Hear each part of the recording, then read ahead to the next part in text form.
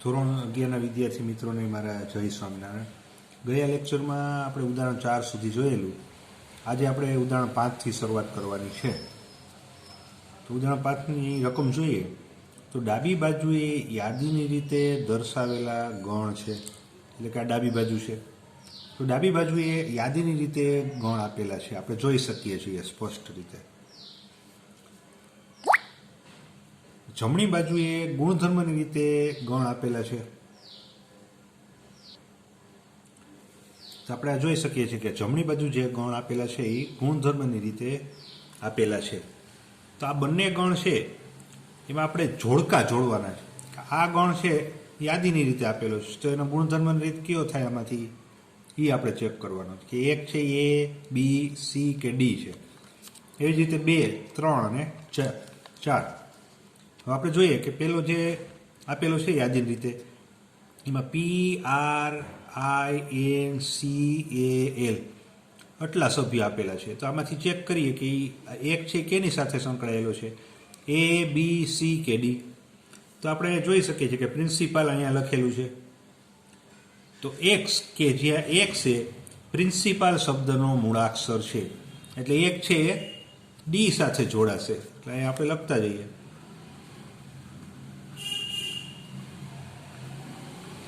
એક છે ડી સાથે કનેક્ટ થશે. ત્યાર પછી બીજું આપેલું છે કે 0. ગણમાં ફક્ત એક જ સભ્ય છે 0. તો આપણે 0 જોઈએ ચકાસિયામાં. તો ત્રીજામાં કિંમત મૂકી કે એક્સ કે જ્યાં એક્સ એ પૂર્ણાંક છે અને એક્સ વત્તા 1 બરાબર 1 થાય છે. તો એક્સની એવી શું કિંમત હોઈ શકે કે એમાં હું 1 ઉમેરું તો જવાબ 1 મળે. તો સ્વાભાવિક છે, સ્પષ્ટપણે આપણે કહી શકીએ કે એક્સ બરાબર 0 મૂકીએ તો 0 વત્તા 1 બરાબર 1 થાય. એટલે બીજાની સામે આવશે સી. એટલે આપણે લખીએ સી. ત્યાર પછી ત્રીજું છે 1, 2, 3, 6, 9 ને 18. તો આપણે જોઈએ કે અહીંયા એ આપેલો છે કે એક્સ કે જ્યાં એક્સ એ ધન પૂર્ણાંક છે અને 18નો ભાજક છે. એટલે કે એવી ધન પૂર્ણાંક સંખ્યા કે આપણે 18ને ભાગી શકીએ. 18નો ભાજક છે એટલે શું કહી શકીએ આપણે કે એવી સંખ્યા કે જે 18ને નિશેષ ભાગી શકે. તો આપણે જોઈ શકીએ છીએ કે 1 છે તો 1 વડે આપણે 18ને ભાગી શકીએ. 2, 3, 6, 9 અને 18 આ બધી જ સંખ્યા છે જેને આપણે 18ને ભાગી શકીએ આપણે. તો આપણે કહી શકીએ કે એક છે 1, 2, 3, 6, 9 ને 18 છે અને એ 18નો ભાજક છે. તો 3 સામે આવશે એ.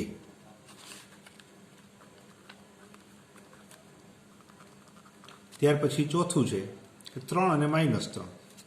તો હવે બી વધ્યો છે તો એમાં ચેક કરીએ આપણે. એક્સ કે જ્યાં એક્સ એ પૂર્ણાંક છે અને એક્સનો વર્ગ ઓછા 9 કરો તો જવાબ 0 આવે. તો આપણે એક્સ બરાબર 3 લઈએ તો 3નો વર્ગ ઓછા 9 તો 0 જ મળે છે.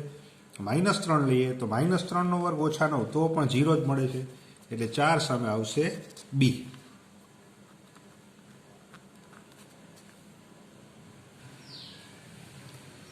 ત્યાર પછી આવે છે વિદ્યાર્થી મિત્રો સ્વાધ્યાય 1.1 કે નીચેનામાંથી કયા સમૂહ ગણ દર્શાવે છે, તમારો જવાબ ચકાસો. તો આપણે ગણમાં જોયું હતું કે નિશ્ચિત સભ્યોના સમુદાયને જ ગણ કહે છે. ગણ છે એમાં ઘટકો આપણે ગણી પણ શકીએ અથવા તો ન પણ ગણી શકીએ. ગણી શકીએ તો એને શાંત ગણ કહેવાય, ન ગણી શકીએ તો એને અનંત ગણ કહેવાય. પણ નિશ્ચિત સભ્યોનો સમુદાય હોવો જોઈએ, એમાં ઘટકો આપણે ગણી શકીએ ને ન પણ ગણી શકીએ. તો આપણે આમાં પહેલા દાખલામાં આપણે એવું કહેવાનું છે કે આ જે આપેલું છે એ ગણ છે કે નહીં. તો પહેલો દાખલો આપણે જોઈએ તો જે અક્ષરથી શરૂ થતા અંગ્રેજી કેલેન્ડરના વર્ષના તમામ મહિનાઓનો સમૂહ. તો આ નિશ્ચિત સભ્યોનો સમુદાય થશે. સ્પષ્ટ છે, જાન્યુઆરી, જૂન, જુલાઈ આ બધા જે છે જે અક્ષરથી શરૂ થાય છે. એટલે આપણે આ નિશ્ચિત સભ્યો છે એટલે આપણે આને ગણ કહી શકાય. એટલે આપણે લખશું જવાબમાં કે ગણ દર્શાવે છે. ત્યાર પછી બીજું છે ભારતના 10 અતિ પ્રતિભાશાળી લેખકોનો સમૂહ. વિદ્યાર્થી મિત્રો, અહીંયા ભારત આપેલું છે પણ પ્રતિભાશાળી લેખકો કીધું છે. કયા પ્રકારના લેખકો છે એ ઉલ્લેખ કરેલો નથી, એટલે આ પણ નિશ્ચિત સભ્યોનો સમુદાય થશે નહીં. એટલે આ ગણ દર્શાવતું નથી. ભલે અહીંયા ભારત આપેલું છે પણ કયા પ્રકારનો લેખક છે એ ઉલ્લેખ કરેલો નથી, એટલા માટે ગણ નથી. એટલે આપણે લખશું કે ગણ દર્શાવે નહીં. ત્યાર પછી ત્રીજું છે કે દુનિયાના ક્રિકેટના ઉત્તમ 11 બેટ્સમેનોની ટીમ. અહીંયા દુનિયા શબ્દ આવે વિદ્યાર્થી મિત્રો એટલે એ ગણ કહેવાય નહીં. સ્પષ્ટ ઉલ્લેખ નથી કરેલો કે દેશ નથી આપેલો, એટલે આપણે એને કહેશું કે આ ગણ દર્શાવતું નથી. નિશ્ચિત સભ્યોનો સમુદાય નથી. ત્યાર પછી ચોથું આવે છે તમારા વર્ગના બધા જ છોકરાઓનો સમૂહ. એટલે ધારો કે મારો વર્ગ છે, આપણે સ્વામિનારાયણ ગુરુકુળ વિદ્યાલય છે, તો એનો એક વર્ગ લઈ લઈએ આપણે, તો એના બધા જ છોકરાઓનો સમૂહ, તો એ નિશ્ચિત છે, એટલા માટે આ ગણ દર્શાવે છે.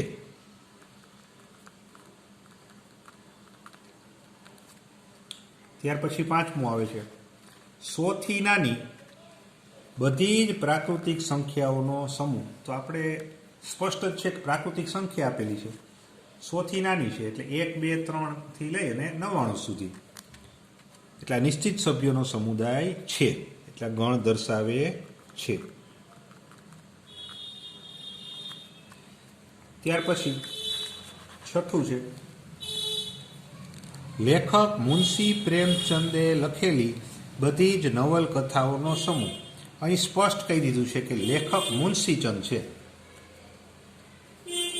એને નવલકથાઓ લખેલી છે, એનો સમૂહ કીધો છે. તો ખાલી એમ કીધું હોત તો કે નવલકથાઓનો સમૂહ, તો એ ગણ ન થાય.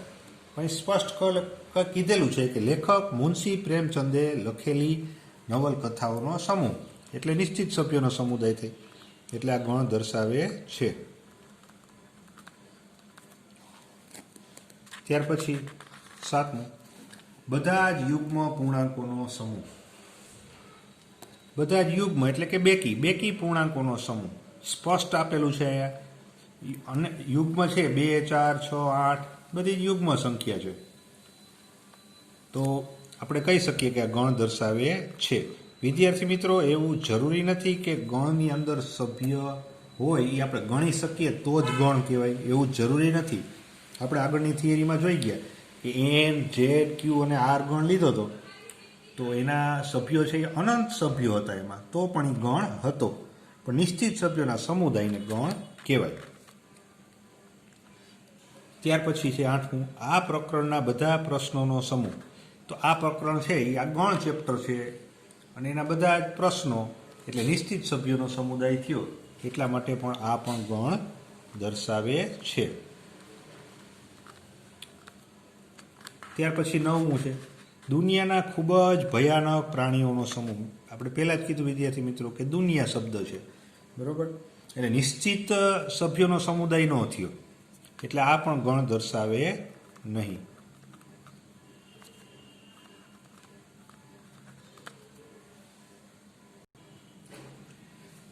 ત્યાર પછીનો દાખલો છે બીજો દાખલો, એકદમ ઇઝી દાખલો છે. ગણ એ બરાબર 1, 2, 3, 4, 5 ને 6 ઘટકો આપેલા છે.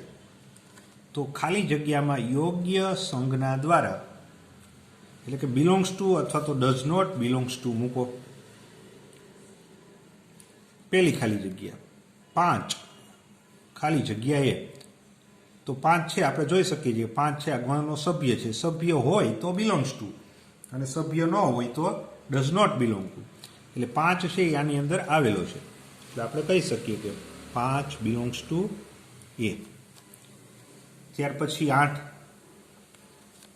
આમાં આપેલો નથી, એટલે 8 છે એ ગણ એનો સભ્ય નથી, એટલે આપણે કહી શકીએ કે 8 છે A does not belongs to એ. ત્યાર પછી છે 4 એની અંદર સમાવેશ થઈ જાય છે, એટલે આપણે કહી શકીએ કે 4 બિલોંગ્સ ટુ એ. ત્યાર પછી છે 0નો એમાં સમાવેશ નથી થતો, 0 આનો સભ્ય નથી, તો 0 ડઝ નોટ બિલોંગ્સ ટુ એ. ત્યાર પછી લઈએ 2 તો 2નો આમાં સમાવેશ થઈ જાય છે, 2નો સભ્ય છે તો 2 બિલોંગ્સ ટુ એ. ત્યાર પછી છે 10. 10 છે એનો આમાં સમાવેશ થતો નથી, એટલે આપણે કહી શકીએ કે 10 ડઝ નોટ બિલોંગ ટુ એ. એટલે કે આ દાખલો થયો કે સભ્ય છે અથવા તો સભ્ય નથી, એટલે કે બિલોંગ્સ ટુ અથવા તો ડઝ નોટ બિલોંગ ટુ. ત્યાર પછીનો ત્રીજો દાખલો જોઈએ આપણે. નીચેના ગણોને યાદીની રીતે લખો. x કે જ્યાં x એ પૂર્ણાંક છે, એટલે કે પૂર્ણાંક સંખ્યા છે, અને x ની કિંમત તમારે -3 અને 7ની વચ્ચે લેવાની. તો આપણે પૂર્ણાંક સંખ્યા ગણ આપણને z ખ્યાલ છે કે z છે એ પૂર્ણાંક સંખ્યા ગણ છે.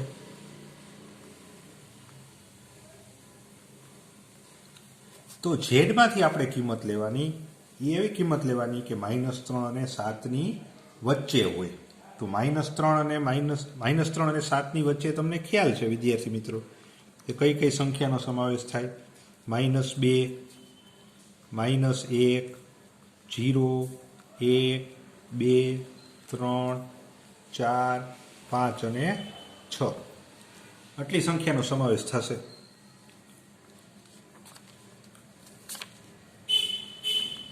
ત્યાર પછી બીજો દાખલો જોઈએ. આ બધા જે ગણ આપેલા છે આપણને ગુણધર્મની રીતે આપેલા છે, આપણે યાદીની રીતે લખવાના છે. બીજો દાખલો છે b બરાબર x કે જ્યાં x એ 6 કરતાં નાની પ્રાકૃતિક સંખ્યા છે. તો પ્રાકૃતિક સંખ્યા ગણ આપણને ખ્યાલ છે, n છે એ પ્રાકૃતિક સંખ્યા ગણ છે. તો આમાંથી આપણે સંખ્યા લેવાની થાય. તો ગણ b ને આપણે લખીએ 6 કરતાં નાની પ્રાકૃતિક સંખ્યા થશે 1, 2, 3, 4 અને 5. ત્યાર પછી ત્રીજો દાખલો છે c બરાબર x કે જ્યાં x એ જેના અંકોનો સરવાળો 8 થતો હોય તેવી 2 અંકની સંખ્યા. કે 2 અંકની એવી સંખ્યા લેવાની કે જેના અંકોનો સરવાળો કેટલો થતો હોય, અંકોનો સરવાળો 8 થતો હોય. તો એ સંખ્યા કેની વચ્ચે હશે? 0 થી લઈ 10 થી લઈ અને 99 સુધીની 2 અંકોની સંખ્યા થશે. તો આપણે જોતા જઈએ, 2 અંકોનો સરવાળો 8 થવો જોઈએ અને સંખ્યા છે કેની વચ્ચે આવશે? 10 થી લઈ અને 99ની વચ્ચે આવશે. આ 2 અંકની સંખ્યા થઈ. પેલી આપણે વિચારીએ 17. 2 અંકોનો સરવાળો આપણે સ્પષ્ટપણે જોઈ શકીએ છીએ કે 8 થાય. પછી લઈએ આપણે 26. આ પણ 2 અંકોનો સરવાળો 8 થાય. ત્યાર પછી લઈએ 35. આમાં પણ 2 અંકોનો સરવાળો 8 થાય. ત્યાર પછી એમ આગળ જોતા જઈએ તો 44, 53, 62, 71 અને 80 આટલી સંખ્યા આવશે. તો આ બધી જ 2 અંકોની એવી સંખ્યા થઈ કે એના અંકોનો સરવાળો કરો તો 8 થાય છે. ત્યાર પછી ચોથો દાખલો છે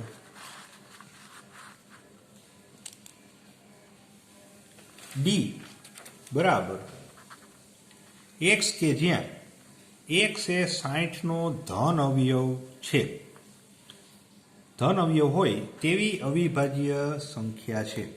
x છે એ શું છે? તો કે 60નો અવયવ છે, પણ કેવો અવયવ? તો કે ધન અવયવ છે.